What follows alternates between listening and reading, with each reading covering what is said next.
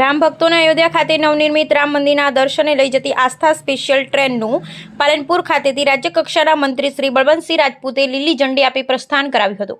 રાજ્યકક્ષાના મંત્રી શ્રી બળવંતસિંહ રાજપૂતે આસ્થા સ્પેશિયલ ટ્રેનને રાત્રે 11:55 કલાકે પાલનપુર રેલવે સ્ટેશન ખાતેથી લીલી ઝંડી આપી પ્રસ્થાન કરાવ્યું હતું। બનાસકાંઠાના અંદાજિત 1300 કરતાં વધારે યાત્રાળુઓને આસ્થા સ્પેશિયલ ટ્રેનમાં અયોધ્યા ખાતે જવા રવાના થયા હતા, જેમાં દિયોદર વિધાનસભા દિયોદર લાખણી ભીલડી વિસ્તારના રામ ભક્તોને ભવ્ય શ્રી રામ મંદિરના દર્શને લઈ જવા નીકળતા સમગ્ર રેલવે સ્ટેશન શ્રી રામના જય ઘોષથી ગુંજી ઉઠ્યું હતું।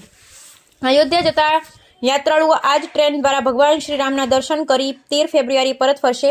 સ્પેશિયલ ટ્રેનમાં યાત્રાળુઓને આઈડી કાર્ડ, ટિકિટ, મુસાફર કીટ, જમવાનું, નાસ્તો, પાણી, સ્વાસ્થ્ય સુરક્ષા તથા દરેક કોચમાં એક કોચ ઇન્ચાર્જ જેવી વિશેષ સુવિધા ઉપલબ્ધ કરવામાં આવી છે। આ પ્રસંગે રાજ્ય સરકારના મંત્રી શ્રી બળવંતસિંહ રાજપૂતે જણાવ્યું હતું કે આસ્થા સ્પેશિયલ ટ્રેન દ્વારા જતા ભક્તોની યાત્રા ફળદાયી, લાભદાયી અને સુખદાયી નીવડે તેવી ભગવાનને પ્રાર્થના કરું છું। તેમણે જણાવ્યું હતું કે છેલ્લા 500 વર્ષની રામ મંદિરની આપણી પ્રતીક્ષા દેશના માનનીય પ્રધાનમંત્રી શ્રી નરેન્દ્રભાઈ મોદીએ 22 જાન્યુઆરીના રોજ ભગવાન શ્રી રામ મંદિરની પ્રાણ પ્રતિષ્ઠા કરી અને પૂર્ણ કરી છે। વધુમાં તેમણે જણાવ્યું હતું કે રામ ભક્તોને આ સ્પેશિયલ ટ્રેન દ્વારા પ્રસ્થાન કરાવતા ધન્યતા અનુભવું છું। આ કાર્યક્રમમાં દિયોદરના ધારાસભ્ય કેશાજી ચૌહાણે અયોધ્યા ખાતે દર્શને જતા સૌ રામ ભક્તોને શુભેચ્છા પાઠવતા જણાવ્યું હતું કે દેશના વડાપ્રધાન શ્રી નરેન્દ્રભાઈ મોદી રામ મંદિરની પ્રાણ પ્રતિષ્ઠા કરતા રામ રાજ્યો નવો યુગ શરૂ થયો છે।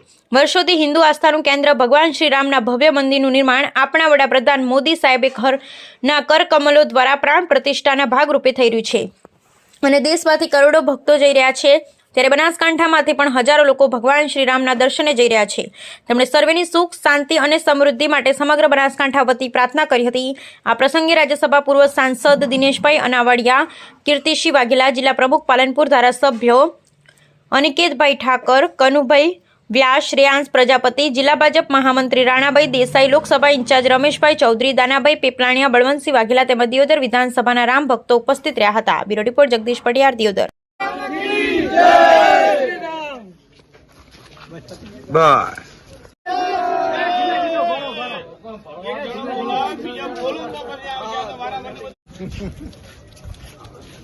ઇન્સ્ટાગ્રામમાં રીલ બનાવવાની